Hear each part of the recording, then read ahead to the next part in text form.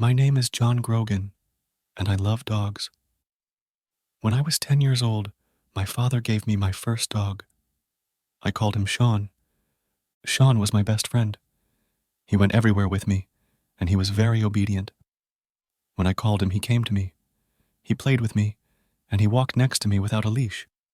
In the car, he sat next to me quietly. After many years, Shaun died. He was 14 years old. By that time, I wasn't a boy. I was a man. I had my first job. Shaun was a great dog. I wanted to get another dog, but it had to be as wonderful as Shaun. Some years later, I moved to Florida and married Jenny. Jenny and I had jobs with newspapers. We were very happy.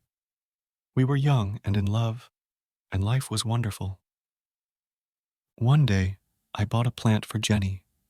It was very large with beautiful white flowers. Jenny loved it, maybe too much. Every day, she gave it water.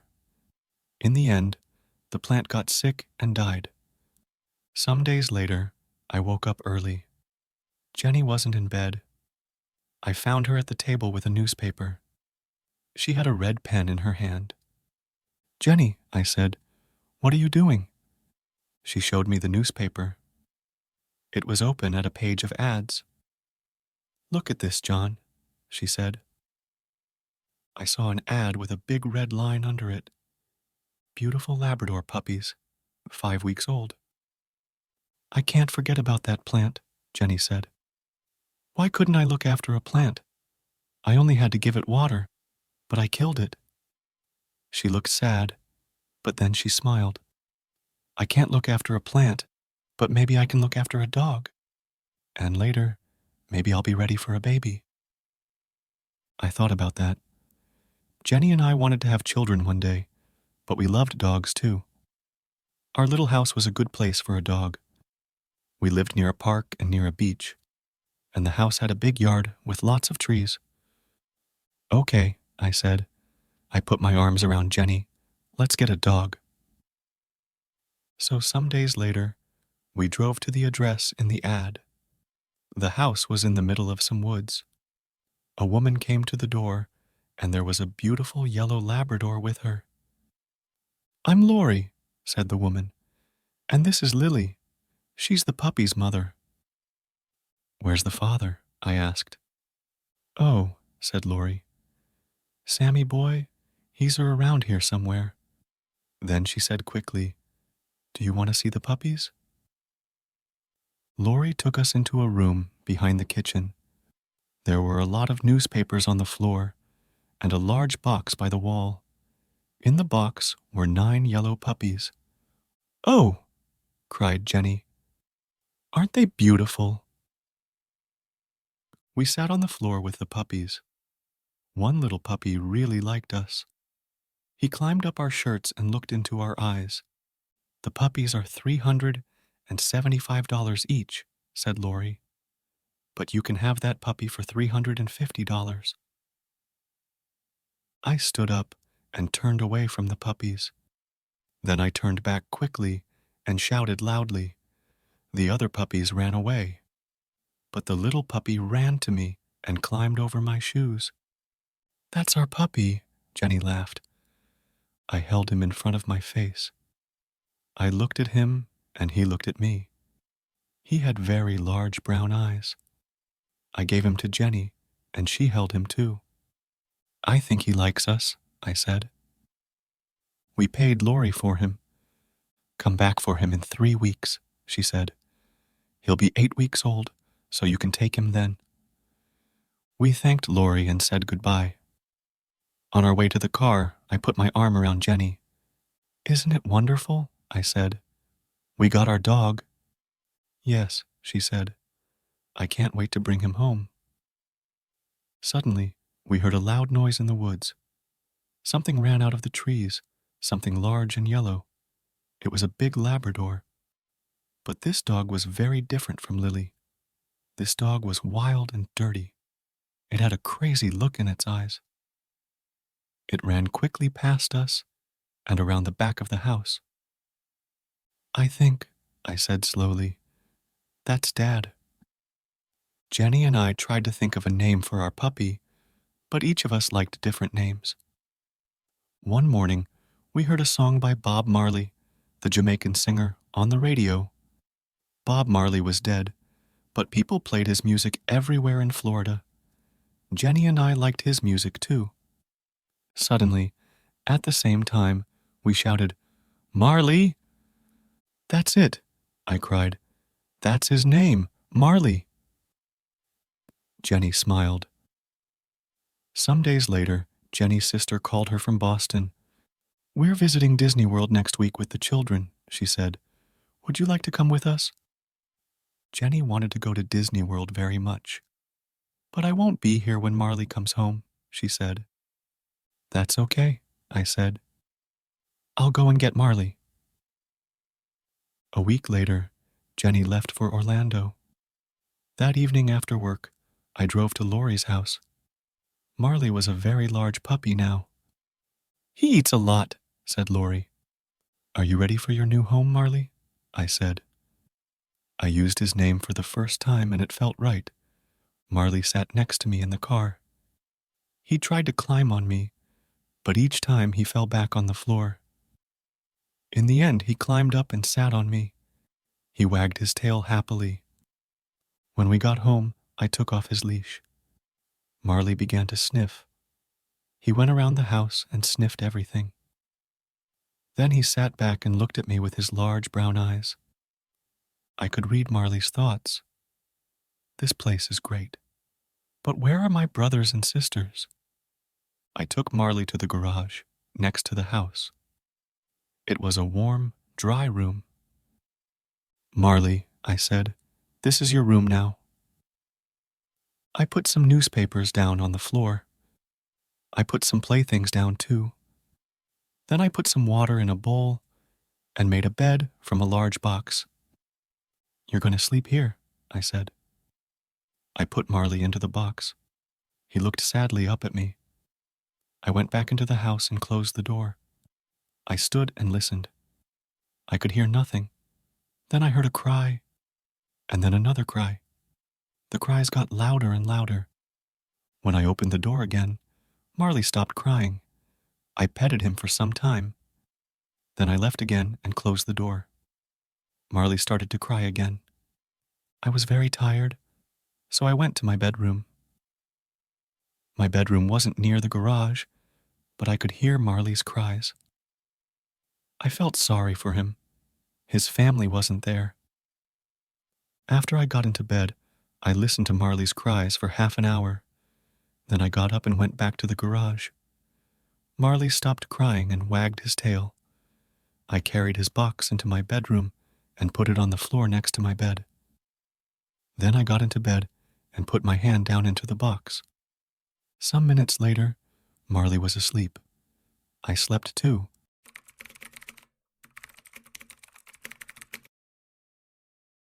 For the next 3 days, I played with Marley. I lay on the floor and he climbed on me. He followed me everywhere and he tried to chew on everything.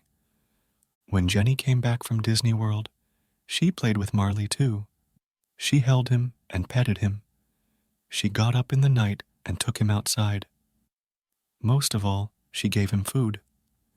Marley ate 3 large bowls of puppy food every day. He got bigger all the time. His head and his paws were very large, and his tail was thick and heavy. When he wagged his tail, he pushed everything onto the floor magazines and glasses and photos. Marley loved to grab things and hold them in his mouth. He grabbed things from the floor and from the dining room table. He grabbed shoes, pens, bottle tops, and many other things. All right, what have you got this time? I asked. When I opened his mouth, I always found something new inside. Every morning, I took Marley for a walk on the beach. Then I put him in the garage with a bowl of water and some playthings. After that, I went to work. I always said, "Be a good boy, Marley." Jenny came home at lunchtime and gave him food. In the evenings, we took Marley down to the beach again. But our walks weren't easy. Marley ran in front of us and pulled on his leash. We pulled him back, then he pulled us again. He went this way and that way, and he sniffed everything. We tried to teach Marley, "Come, stay, sit down, no!" But he didn't listen to us. He wasn't obedient. He was like an excited child. But every day he got bigger and stronger. "I killed the plant, but I'm good with Marley," Jenny said happily. One day, Jenny invited a friend to our house. Her friend brought her old dog, Buddy, with her. Buddy and Marley ran and played. Then they were tired, so they lay down in the yard. Some days later, Jenny was with Marley when she said, "Come and look at this, John." I looked, and I saw something small and black in Marley's fur. "Oh no," I said. "Marley has fleas." They were on his paws, inside his ears, and under his tail. "Buddy had fleas, and he gave them to Marley," said Jenny angrily. She ran out and got into her car. Half an hour later, she came back with bags of chemicals. First, she washed Marley's fur with the chemicals. Then she put him in the garage and cleaned the house carefully. I cleaned the yard. Every day after that, we looked in Marley's fur, but we couldn't see any more fleas. Some weeks later, Jenny said, "John, I'm going to have a baby." "That's wonderful," I said. I was very happy. We were ready for a baby now. Then Jenny said, "But will those chemicals be a problem?" "What chemicals?" I asked. "What do you mean?" "Don't you remember? I used very strong chemicals when Marley had fleas. They can't be good for a baby," she said. She talked to her doctor about the chemicals. "It's all right, Jenny," he said. "Everything will be okay." Jenny got up early every day and took Marley for a walk. She ate lots of fruits and vegetables. After 10 weeks, she and I saw the doctor again. "Would you like to see your baby?" he asked. "Yes, please," we said. We felt very excited. The doctor took us into a room at the back, and Jenny lay down. He moved something over Jenny. On a machine next to him, we could see something like a small gray bag, but we couldn't see a baby inside. "Is there anything in there?" asked Jenny. After a time, the doctor said quietly, "I'm very sorry, Jenny. Your baby's dead." I felt sick. I sat and held Jenny's hand. We didn't say anything for a long time. When the doctor left, I put my arms around my wife. Later, I took her home. She was very quiet in the car. Her eyes were red, but she didn't cry. Back home, Jenny went into the dining room and sat down quietly on a chair. I got Marley from the garage. He was very excited. He jumped up and wagged his tail. He wanted to play. "Not today, Marley," I said sadly. Marley ran into the yard. He came back into the house and drank water from his bowl. Then he ran into the dining room, and I followed him. But at the door of the dining room, I stopped. I saw a wonderful thing. Marley stood quietly in front of Jenny with his tail between his legs. He put his big head on her legs. He looked at her with his large eyes and made small cries. "Marley understands," I thought. Jenny petted his head and put her face in his fur. Then, suddenly, she began to cry. I went to them and put my arms around them. The three of us stayed there for a long time, Jenny, Marley, and me.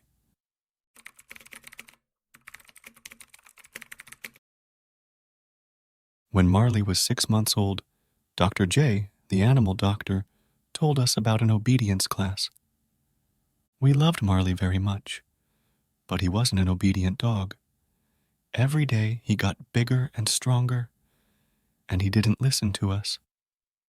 He jumped up on us. He grabbed things in the house and chewed them. When I bought flowers for Jenny, Marley ate them. We met the teacher of the obedience class. She had a cold face, and she didn't smile. There are no bad dogs, she said, but there are some very weak people. The class was every Tuesday evening. We put Marley into the car and drove to the first class. When Marley saw the other dogs, he got very excited. A party! He jumped out of the car. I ran after him, but I couldn't catch him. Marley sniffed every dog before I caught his leash. "Take that dog back to his place in the line," said the teacher. "Who's going to be his boss, you or your wife?" "I am," I said. "Me too," said Jenny. "No," said the teacher.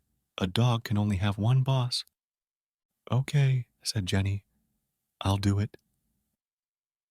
The other dogs sat quietly in a line. Jenny took Marley to his place. I stood and watched. Suddenly, Marley saw another dog at the end of the line. That dog looked interesting. He started to pull Jenny. She tried to stop him, but she couldn't. Marley was stronger than Jenny, so he pulled her to the other dog. Then he sniffed around it. "That dog thinks he's the boss," said the teacher coldly. She started to teach the class, "Sit," and "Down." "Sit," Jenny told Marley. But Marley didn't want to sit.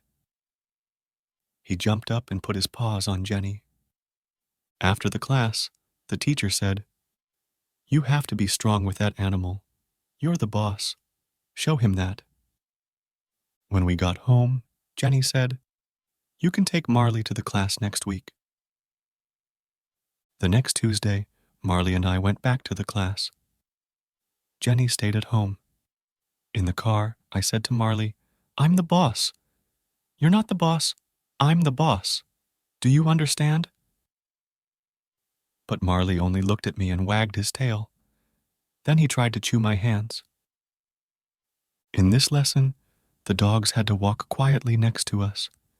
It was a very important lesson for Marley. When he went for a walk with Jenny and me, he always pulled us. The teacher gave us chains. "Put the chain over your dog's head," she said. "When he pulls you, pull him back with it. It will hurt him, so he'll stop pulling." I tried to put the chain over Marley's head, but Marley, of course, got very excited. A new game. He grabbed the chain with his teeth. I tried again, but each time Marley grabbed it. In the end, I got the chain over Marley's head and started to walk with him. When Marley pulled in front of me, I pulled him back with the chain. But then he pulled away again. "Here," said the teacher. "I'll show you." She took Marley's leash and started to walk with him. Marley pulled the chain, and the teacher pulled him back. But then Marley pulled the chain again. This new game was great. Then Marley saw me. He started to run to me, and he pulled the teacher after him. Marley was bigger and stronger than the teacher, so she couldn't stop him. She was very angry. After class, the teacher said, "Your dog isn't ready for this class. He's too young. You can bring him back in 6 or 8 months." "Are you telling us that we have to leave the class?" I said.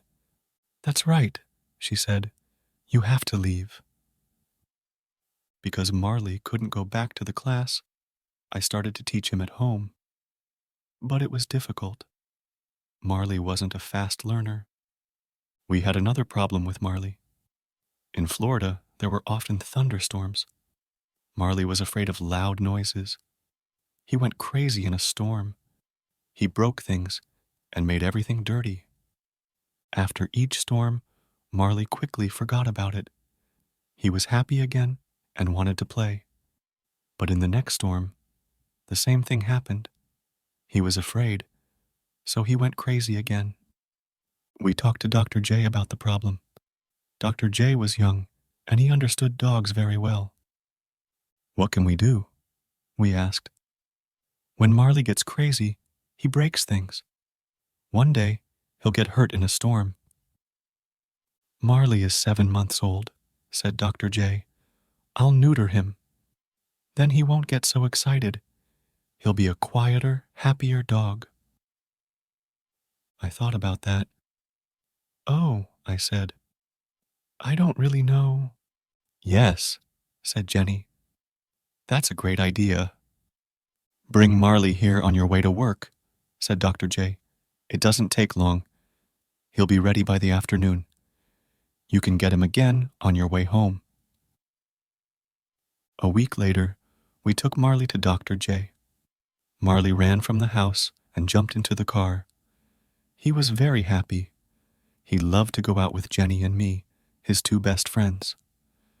Jenny drove, and I sat next to her with Marley. He pushed at the window with his nose. He wanted to sniff outside the car. I opened the window, and Marley put his nose outside. I feel sorry for Marley, I said to Jenny. Then I looked at him. His front paws were out of the window. John, said Jenny, what's Marley doing? Please be careful. He's fine, I said. He only wants to put his head outside. Marley put his head out of the window. Then suddenly, he pushed his front legs out too. He tried to jump down on the road, but the road was very busy with cars. John, shouted Jenny, hold him. Jenny tried to stop the car, but she couldn't. The other cars drove around us very fast. It was very dangerous. Now Marley's front paws were down on the road. He ran next to the car. I grabbed him by his tail and Jenny stopped the car. Now what? I shouted. I couldn't pull Marley back into the car. I couldn't open the door. I couldn't get my other arm out. And there were cars all around us. The other drivers looked at us angrily. Jenny opened her door and got out of the car. She ran around it and grabbed Marley. I opened my door and got out too. In the end, we got Marley back into the car.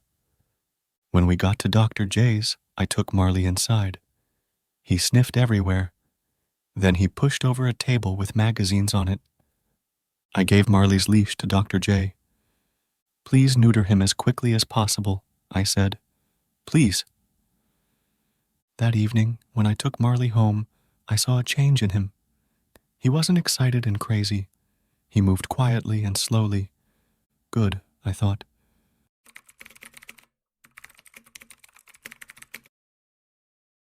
Jenny and I worked hard at our jobs. We also worked hard at home. So one evening I said, let's go on vacation, Jenny. The next day I bought 2 airplane tickets. They were for a 3-week vacation in Ireland. What are we going to do about Marley? Asked Jenny. We can leave him in the house, I said. Somebody can stay here with him. Marley is a difficult dog, said Jenny. That person will have to be kind, but also strong. He or she will have to be his boss. I know, I said. Then I had an idea. Kathy loves animals. Kathy worked in my office. The next day I asked her and she said yes. Before she arrived, I wrote some notes for her about Marley. There were 6 pages of notes. I showed them to Jenny. Did I forget anything? I asked. Jenny read the notes. Then she said, You can't tell Kathy all that. She won't want to stay with Marley. But when Kathy read the notes, she smiled. Marley and I will be fine, she said. Have a great vacation. Jenny and I had a wonderful vacation in Ireland. The weather was fine and warm. We drove on small country roads and walked by the ocean. At night, we stayed in the houses of Irish families. We forgot about our jobs in Florida. When we arrived home, Marley ran outside to us. Kathy stood at the door. She looked very tired. Her bag was next to her. I'm sorry, she said, but Marley broke a lot of things in the house. He wasn't obedient and he didn't listen to me. We thanked Kathy, but she wanted to leave very quickly. I turned to Marley. All right, Marley, I said. Tomorrow you're going to learn about obedience. The next morning, Jenny and I went back to work. But first, I put the chain around Marley's neck and took him for a walk. Marley started to pull me. "Sit, Marley," I said. Marley sat. "Okay, let's try that again," I said. We started to walk and Marley pulled me again. I made the chain very short and pulled him back. It hurt him, but it was the only way. In the end, he learned his lesson. He walked next to me and didn't pull me. I felt very happy. "Good, Marley," I said. "I'm the boss." Some days later, Jenny called me at the office. "John," she said, "I went to see the doctor. I'm going to have a baby." This time, Jenny and I were very careful, and we put away every chemical in the house. Jenny looked well. She got up early each morning and took Marley for a walk by the ocean. When we went to the doctor, we saw our baby on the machine, but I didn't forget about Marley. I worked with him every day. Marley was more obedient now, but he didn't listen to me all the time. He came when I called him sometimes. In our yard, we had a fruit tree. Marley loved eating fruit, but it went through him quickly. His poop was everywhere in the yard. He ate a lot of other things too. These went through him and came out in his poop toys, pens, and bottle tops. I bought Jenny a beautiful chain for her birthday. She loved it, and she put it around her neck. But some hours later she cried, "My chain, where is it? Maybe I didn't put it on right." "We didn't go outside," I said. "So it's here in the house." We looked in every room, but we couldn't find the chain. Suddenly Jenny said, "What's that in Marley's mouth?" I saw the end of a thin chain. "Oh no," I cried. "Okay, Marley, it's all right. Come here now. Please give us the chain." But Marley only looked at us. Suddenly, he threw his head back. "He's eating the chain," cried Jenny. I opened his mouth and pushed my hand down, but I couldn't find the chain. "We'll have to wait," I said. "The chain will go through Marley and come out in his poop." I gave Marley lots of fruit. We waited for 3 days. I followed Marley everywhere. When he pooped, I looked for the chain, but it wasn't there. On the 4th day, I found it. After I washed it, it was very clean. It had a beautiful shine. "That's wonderful," Jenny said. "It shines better than before." Jenny wore that chain for years. When I saw it, I always thought of Marley. Our son was born in St. Mary's Hospital in Palm Beach. We called him Patrick, an Irish name. "Things are going to change at home for Marley now," said Jenny. "Maybe he won't like the changes." I brought Jenny and Patrick home from the hospital. Patrick was asleep, and we put him on our bed. Then we went to the garage and brought Marley into the house. He followed Jenny into the bedroom, but he didn't see Patrick on the bed. Then Patrick made a small noise, and Marley's ears went up. "Where did that noise come from?" Patrick made another noise. Marley held up a paw, and Jenny and I watched him. "What's Marley going to do?" I thought. Marley jumped up onto the bed. I pulled him back quickly and held him. Patrick's eyes were very wide, but Marley didn't want to hurt Patrick. He sniffed all around him. Now Marley had a new best friend. When he was near Patrick, he wasn't wild and crazy. At night, he slept under Patrick's bed. 6 months later, Patrick started to move around. Marley lay on the floor, and Patrick climbed over him. Sometimes Patrick pulled Marley's fur, but Marley lay quietly and didn't move. We were parents now, and we were happy. We had our wonderful baby. We had our dog. We had our house by the ocean. Life was good. Then, When Patrick was 9 months old, Jenny said, "I'm going to have another baby."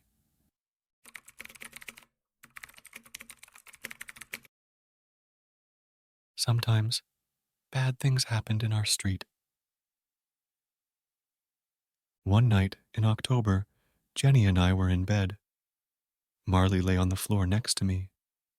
Suddenly, I heard a cry, the cry of a girl.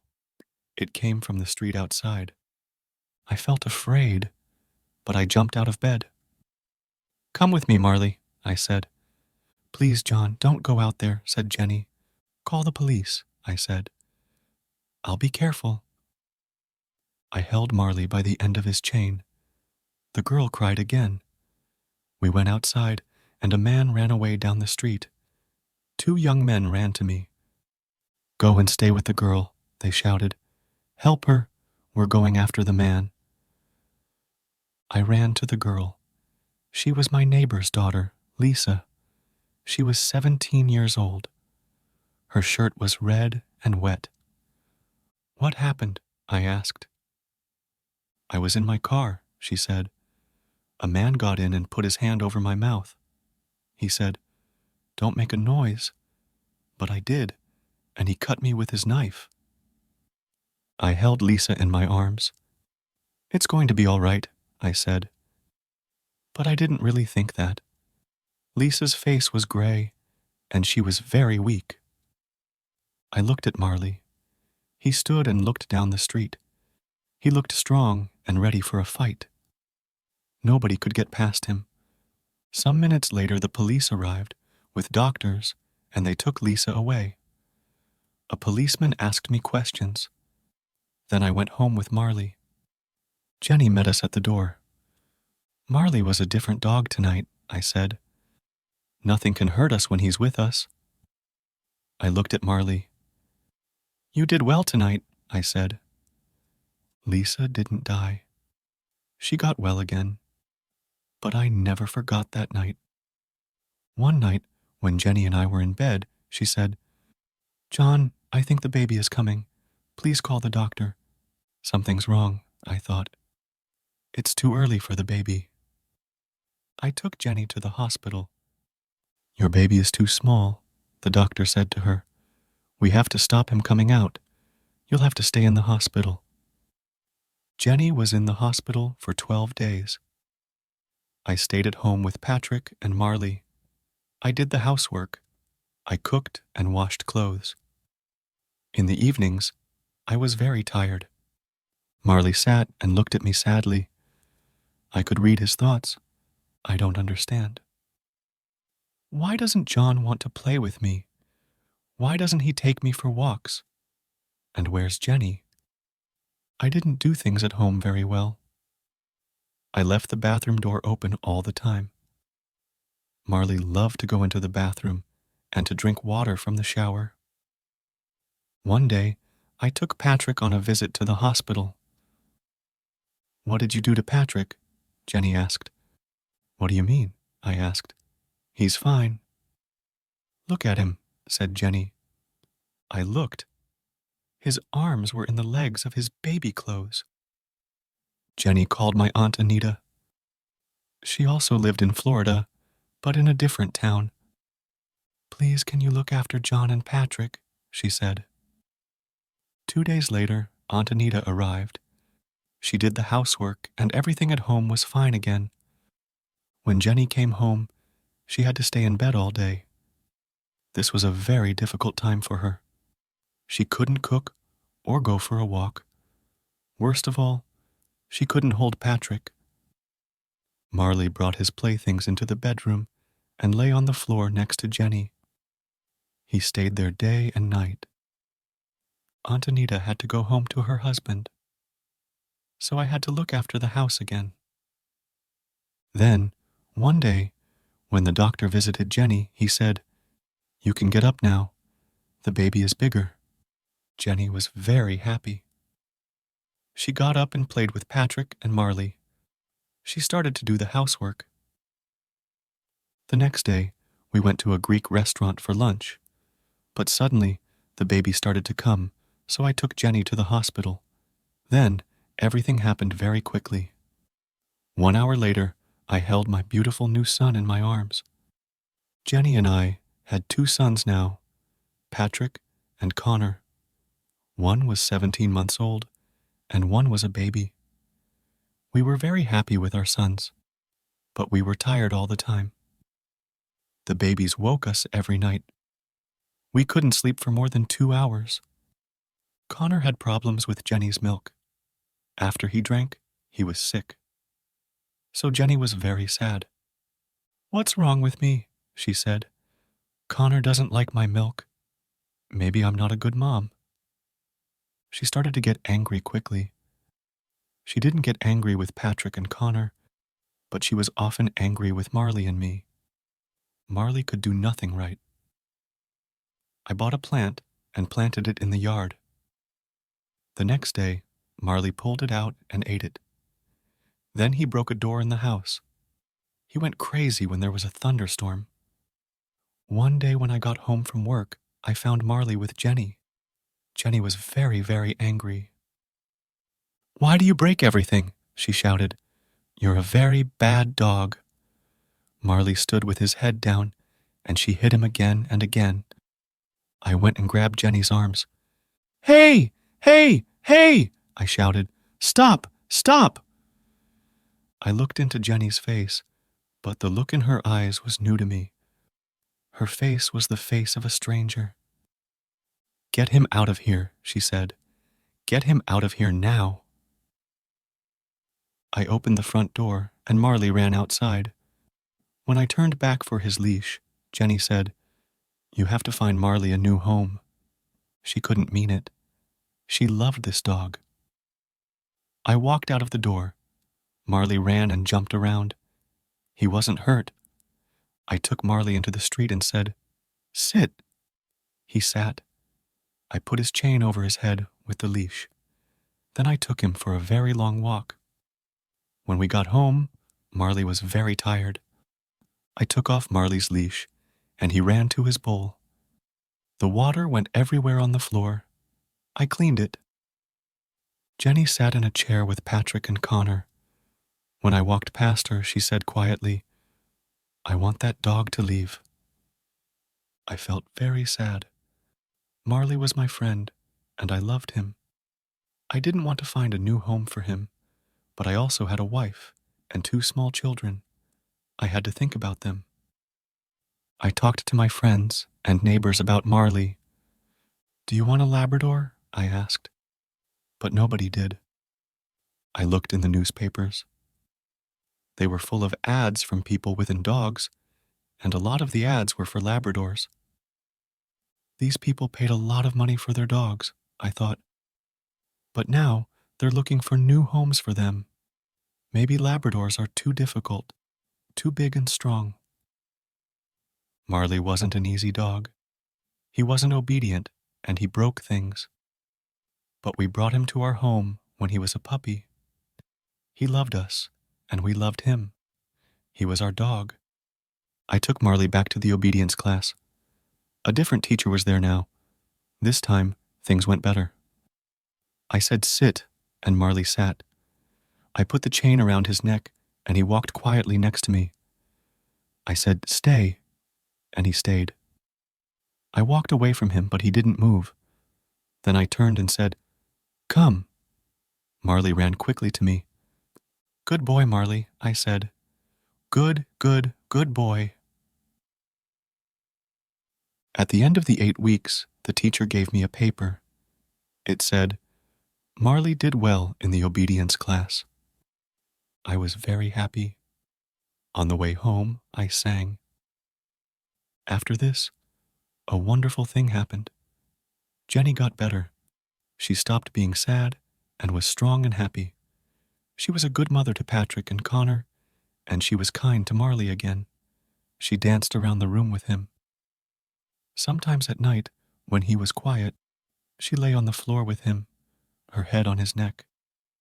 "Jenny's here with us again," I thought. "That's great."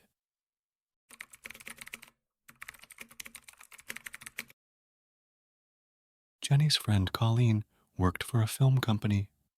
One day, Colleen called Jenny. My company is making a film about a family in Florida, she said. They want pictures of a family home. Can I come and take some pictures of your house? Colleen came and took photos of our home and the children and of Marley too. She showed them to her boss, Bob Gossey. Some days later, Jenny called me at work. Bob Goss is making a movie about a family with a dog, she said excitedly. So he's looking for a big family dog. He saw Colleen's photos and he's interested in Marley. Really? I said. You mean Marley? Our Marley? The next day, Colleen came to our house and took Marley to her boss. 2 hours later, she brought him back again. Marley was great, she said. Everybody loved him. Some days later, the company started filming. Bring Marley to the Gulfstream Hotel at 9 o'clock, Bob Gossey told us. We put the children and Marley into the car and drove to the hotel. A lot of people stood outside.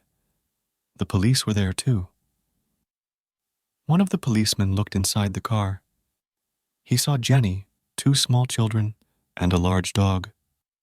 You can't come this way, he said. You have to turn back. But we're with the film company, I said. Our dog is in the movie. Really? The police officer said. Then he looked at a paper in his hand. You have the dog? Marley's name was on the paper. I have the dog, I said. Marley the dog. Oh, said the policeman.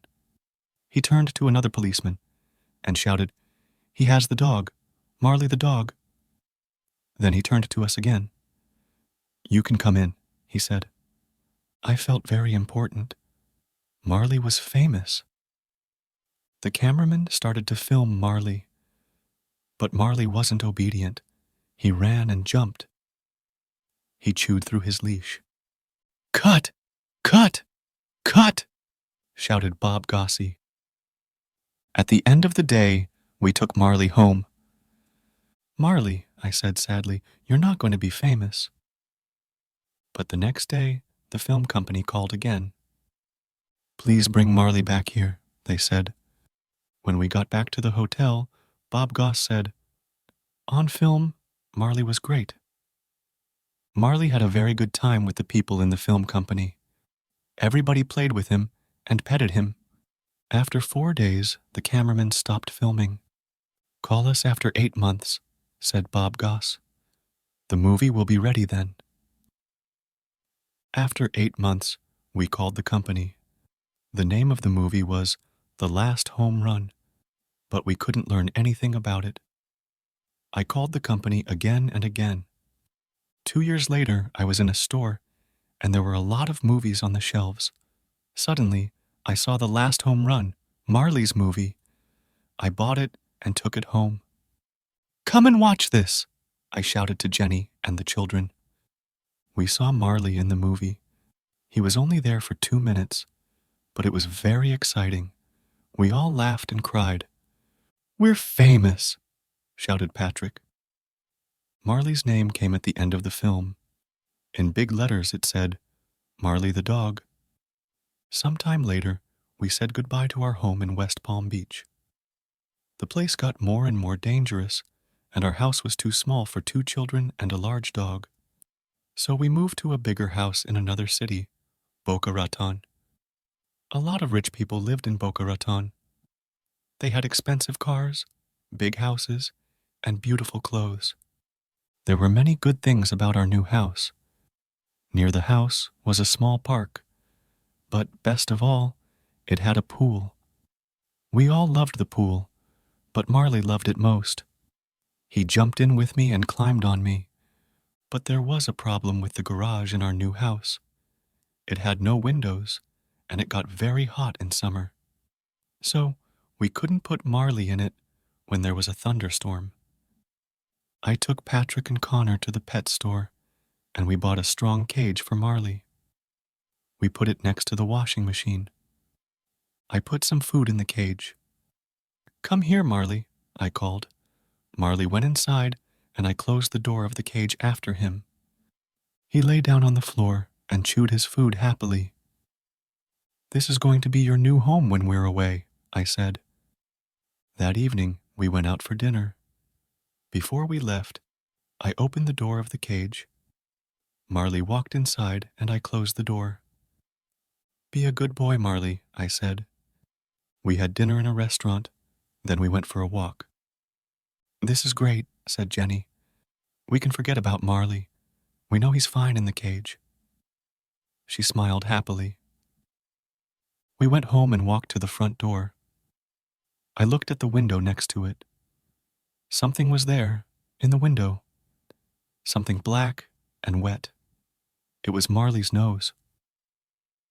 "What's that?" I said. "How could Marley?" When I opened the front door, Marley ran to us happily. Everything in the house was fine. Then we looked at the cage. The door was open. "But how did Marley get out?" asked Jenny. "He opened the door from inside," I said. "He's smart, and he's very strong." Day after day, when we left the house, we put Marley into the cage. When we came home, sometimes he was there. Sometimes he was at the window. We tried to make the cage stronger, but Marley was stronger than the cage. When he wanted to get out, he pushed the door open.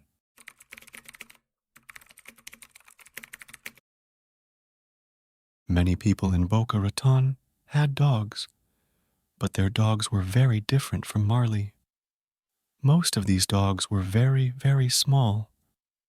Rich women carried them in their handbags and took them into expensive stores and in their fast cars. Marley wanted very much to be friends with these small dogs, but the dogs didn't want to be friends with Marley. The weather in Boca Raton was very good, so lots of restaurants had tables and chairs outside.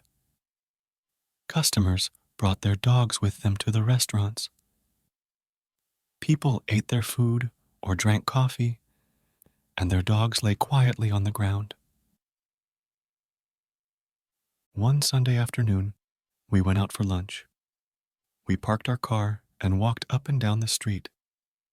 Many other people were out with their dogs, too. Marley walked next to me on his leash.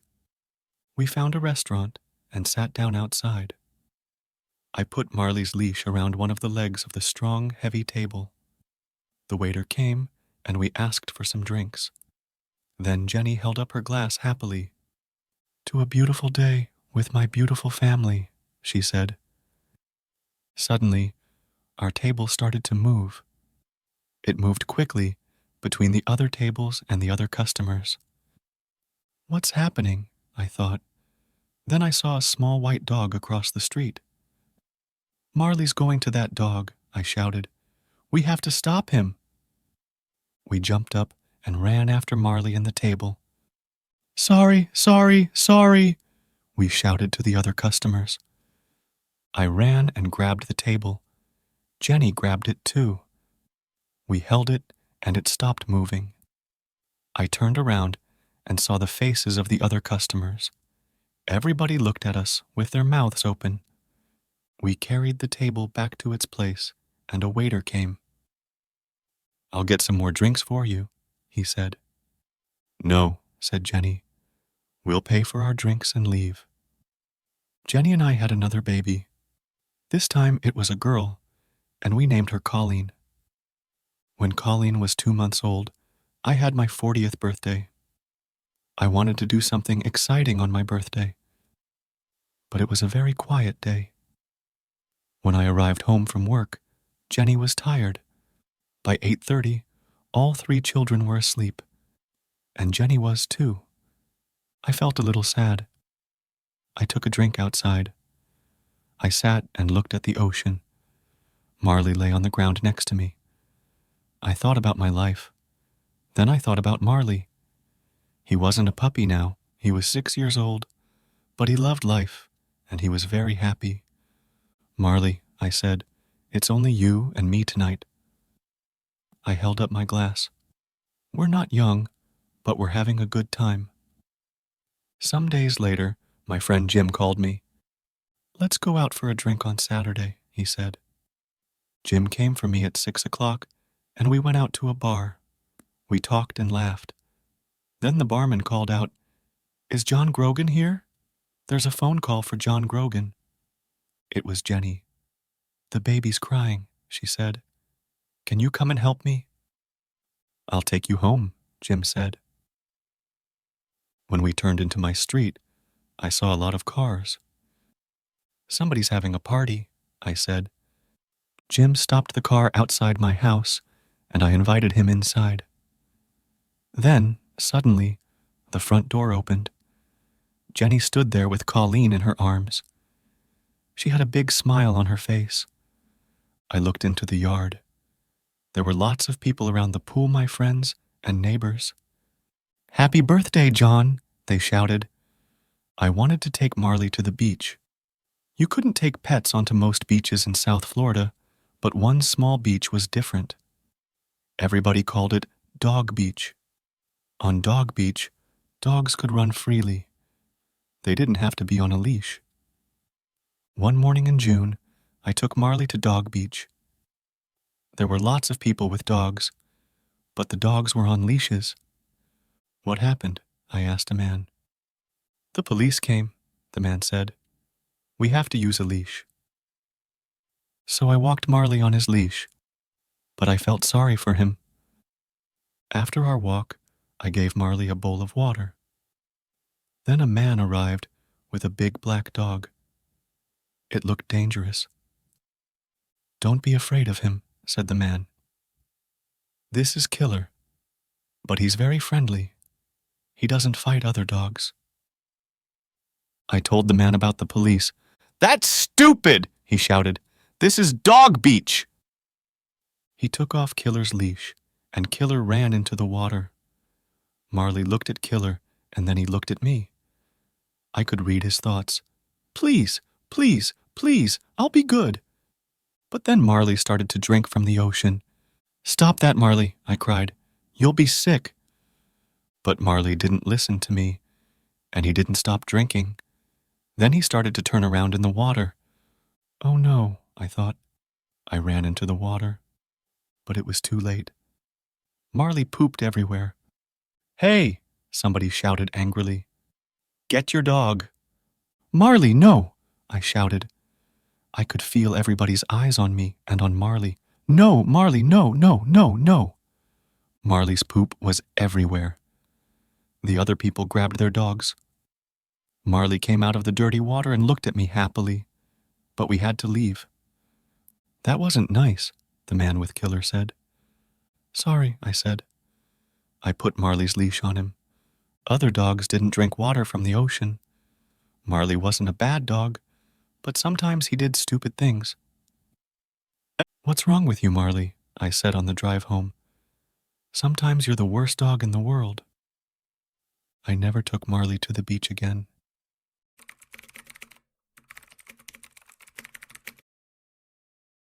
When Colleen was 2 years old, I got a job with a magazine in Pennsylvania, in the northeast of the United States. We were ready for a change from Florida. There were too many people and cars. The weather was always hot, with a lot of thunderstorms. We wanted to live in a quiet place in the country. We wanted to see summer, winter, spring, and fall. Most of all, we wanted to see snow. Our new home was very beautiful. There was a small river near our house, and there were woods all around it. Marley was very happy. Fi loved playing in the woods and running after small animals. 3 weeks after New Year, it snowed. The children were very excited because it was their first time. We put on warm jackets and ran outside. Marley followed us. Marley was very funny in the snow. He fell down all the time. Snow lay on his fur and his face. I could only see a black nose and 2 brown eyes. I could read his thoughts. "I don't understand. What's this? It feels so cold and wet." But then Marley jumped up again. He ran around the yard and jumped through the snow. The children laughed happily, and Marley was happy too. We had a great time. It was almost the end of our first winter in Pennsylvania. We were very happy in our new house. But Marley was 9 years old now. He moved more slowly and he slept for most of the day. Sometimes when I took him for a walk, he got very tired. His fur in many places was gray, not yellow. Life with Marley wasn't easy. He cost us a lot of money. He ate a lot of food, and he broke a lot of our things. We could never change him. We knew that, but he was one of our family. He loved us, and we loved him. That spring, I said to Jenny, "Let's get some farm animals." "Okay," she said, "but we don't have a place for big animals. Let's get some chickens. Then we can have eggs every day." Jenny talked to one of the moms at the children's school. Donna lived on a farm. She gave Jenny 4 baby chickens. The chickens lived in a box in the kitchen. They ate and pooped. Then they ate some more, and they got bigger. One morning, I woke up early when I heard a call from downstairs. "Cock-a-doodle-doo." I woke Jenny up and asked, "What's that noise?" "Oh," she said, "I don't know." She turned over and slept. Every morning, the chickens made a lot of noise. Sometimes they made loud noises very near Marley. Marley was usually afraid of loud noises, but he didn't move away from the chickens. That's strange, I thought. Can't Marley hear the chickens? One afternoon when Marley was asleep in the kitchen, I walked up behind him. "Marley," I said. But Marley didn't move. "Marley," I said again. Nothing. "Marley," I shouted. Marley turned. He stood up and wagged his tail. Oh no, I thought. Marley can't hear. But Marley could hear some things. When we put food in his bowl, he always heard the sound of his dinner. He ran in from the next room. Marley was always hungry. He ate 4 big bowls of dog food every day, and he also ate our food. Labradors are big dogs, and Marley was a very large Labrador, but he never got fat. One day I came home from work early, and I went into the kitchen. Marley was there. He didn't see me and he didn't hear me. There was a sandwich on the kitchen table. Marley stood up and put his paws on the table. Then he ate the sandwich. "What are you doing, Marley?" I asked. "You're a bad dog." But he didn't hear me. He ate the sandwich happily. I put my hand on Marley's fur and he jumped. When he saw me, he lay down on the floor. He looked up at me, and I started to laugh. I couldn't be angry with Marley. He was old now, and he couldn't hear. I couldn't change him. The chickens weren't afraid of Marley, and he never tried to catch them. They walked around the yard, and Marley went with them.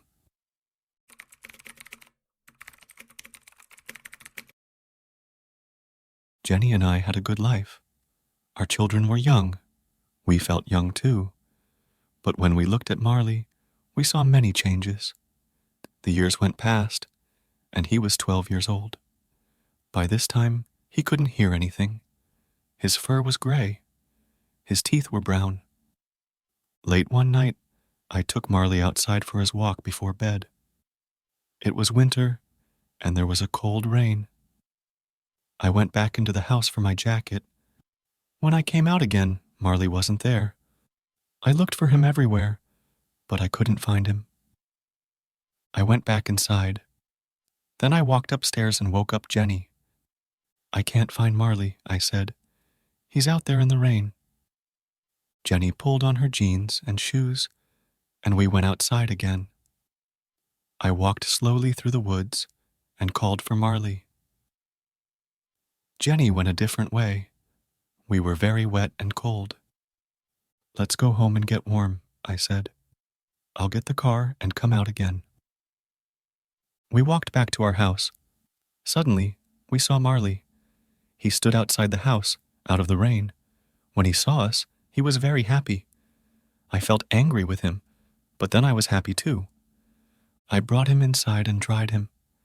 Marley was very tired. He went to sleep and woke up at noon the next day. Marley couldn't see well now. His fur started to fall out too. Jenny cleaned the house every day, but his hairs were everywhere. But Marley's biggest problem was his hips.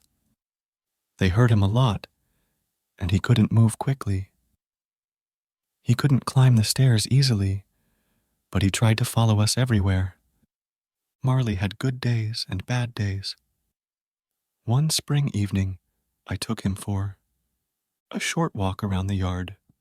The night was cold and there was a light wind. I ran, and Marley ran with me. "Marley," I said, "you're a puppy again." We ran back to the house. There were 2 small stairs in front of the door. When Marley tried to climb the stairs, he fell down. He lay on the stairs and looked sadly up at me. Marley was too heavy for me. I couldn't carry him, so I had to push him up the stairs. Then he stood up and went into the house. When I looked at Marley, I thought, we only have one life, and it can change very quickly. I enjoyed my job on the magazine, but I really wanted to work for a newspaper again. Newspapers were more exciting, and I liked writing about big stories. I also liked getting letters and calls from readers.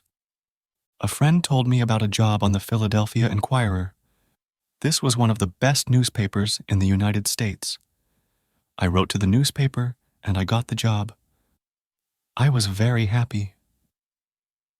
In the summer, Jenny visited her sister in Boston. She took the children with her. I didn't go because I was busy with my new job. Every day, I was away from home for 10 or 12 hours, so we took Marley to a vacation home for dogs. Some days later, an animal doctor called me from the home. "I'm sorry," she said, "but Marley's very sick. When he saw the other dogs, he got very excited. He ate his food too quickly. Then he had a bad problem with his stomach, and he almost died. He's a little better now, but it will happen again." "Oh," I said, "what are you saying?" "Do you want us to help end Marley's life?" she said. "I'm sorry." "Oh," I said. I couldn't think. "I have to talk to my wife." I called Jenny in Boston, and we had a long conversation about Marley. In the end, Jenny said, "The doctor's right. We have to do the best thing for Marley." I called the doctor back. "Yes, Marley's a very old dog," I said. "Life isn't so good for him now. He doesn't have many teeth and he can't hear. His hips hurt him too." "Yes," she said. "Maybe we have to put him to sleep, but I'll call you again in an hour." When the doctor called again, she said, "Marley's a very sick dog, but he isn't getting worse." The next morning, she called again. "We can wait," she said. "Marley's eating. You can take him home tomorrow." I was very happy. The next evening, after work, I went to the dog's home. Marley was very thin and weak. I thanked the doctor. "Everybody here loves Marley," she said. One of the workers helped me put Marley into the car. Then I drove him home. He couldn't climb the stairs to the bedroom, and I didn't want to leave him. So, that night, I put a sleeping bag on the floor and lay down next to him. "Tomorrow, Jenny and the children are coming back," I said. "But tonight, Marley, it's only you and me." I thought about my first night with Marley, when he was a small puppy. That night, he cried for his mother, and then he slept in a box next to my bed. Now, 13 years later, here we were again. I put out my hand and petted him. In the next weeks, Marley got a little better. A lot of the time, he lay on the floor in the family room, asleep in the sun. But one morning, when I was in the bedroom, I heard a noise. Then Connor shouted, "Help! Marley fell down the stairs!" Marley lay at the bottom of the stairs. Jenny and I ran to him, but then he got up and walked away. Marley had a bad fall, I told the children, but he's okay. But Marley was hurt. When I got home from work that evening, he couldn't move. When he saw me, he tried to get up, but he fell down again on the floor. "I don't think Marley can go upstairs again," I said. But I was wrong. The next day, I was upstairs at my computer in my bedroom when I heard a sound. I turned around. Marley stood at the bedroom door. "Marley," I said, "what are you doing here?" I went to him and petted him. Then I looked into his eyes. "Marley," I said, "you're going to tell me when it's time, right?"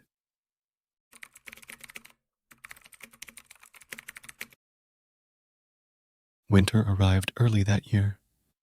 The children waited for the snow. Can Marley live through another winter? I thought. Jenny and I took the children to Disney World in Florida. It was their first Christmas away from home, and they were very excited. Jenny took Marley to the animal doctor's office. They gave him a home there and watched him carefully. We had a great family vacation, but on the way home, somebody called us from the doctor's office. "Marley's very tired," she said, "and his hips are really hurting him." The next day, Jenny went for Marley. He got out of the car, but he couldn't walk into the house. He lay on the ground outside. Jenny called me at work. "I can't get Marley inside," she said. "He can't get up." I left my office and went home. When I arrived, Marley was inside the house, but he was very sick. He lay on the floor. For the first time in 13 years, he didn't get up when he saw me. His eyes followed me, but he didn't move his head. I looked at his stomach. It was very big. I called the animal doctors. "Bring Marley here now," a young woman doctor said. I looked at Jenny, and she looked at me. "Marley has to go to the hospital," we told the children. "The doctors are going to try to make him better, but he's very sick." With Jenny's help, I put Marley into the back of the car. He lay on the floor. I petted his head. "Oh, Marley," I said again and again. At the hospital, I helped him out of the car and took him inside. The young doctor took him away. Then she came back and showed me some pictures of the inside of Marley's stomach. "I'm very sorry," she said quietly. "We can't do anything for Marley now." "I understand," I said. "Please, can I say goodbye to him?" "Yes, of course," she said. "Have as much time with him as you want." Marley was asleep. I got down next to him and ran my fingers through his fur. I held up each ear in my hands. I opened his mouth and looked at his teeth. Then I held up his front paw. "I want you to understand something, Marley," I said. "Sometimes we called you the world's worst dog, but you're not. We never told you this before, but you're a great dog, Marley, a great dog." I sat with Marley for a long time. Then I called the doctor. "I'm ready now," I said. I held Marley's head, and the doctor gave Marley something. It didn't hurt him. He died quietly. "I want to take Marley home," I said. 2 people brought a large black bag out to my car. Then I thanked the doctor and drove away. When I got home, the children were in bed. I put my arms around Jenny, and we cried for a long time.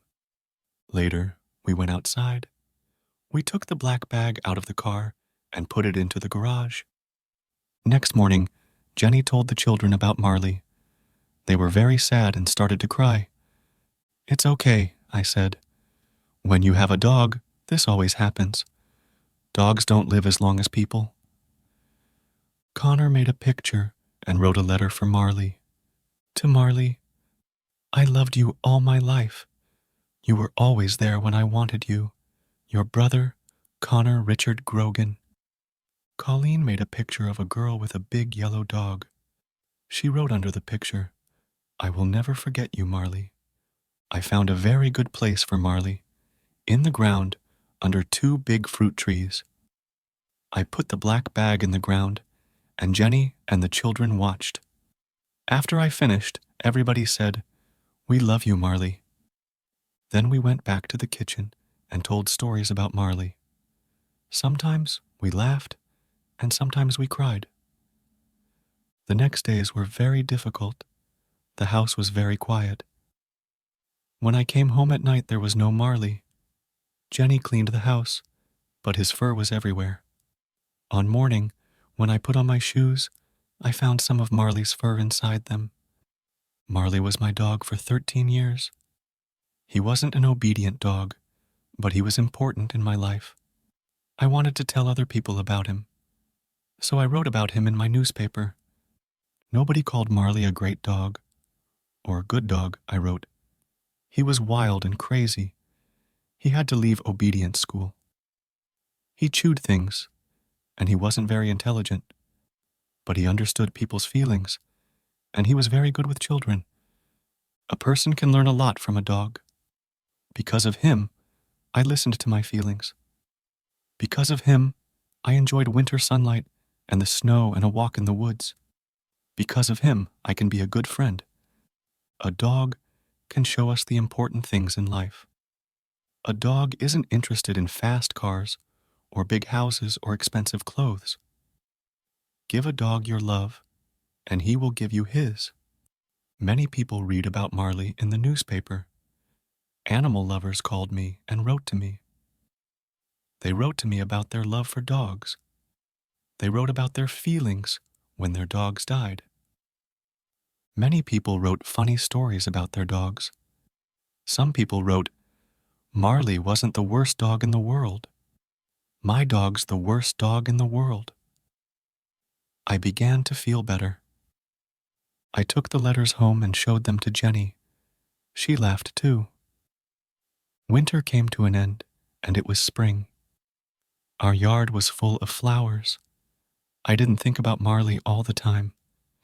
When I thought about him, I usually remembered the happy days. In many ways, life without a dog was easier. The house and the yard were clean. We could enjoy going out to dinner. But something about our family wasn't right. One morning, Jenny showed me the newspaper. Look at this, she said. It was an ad for a dog.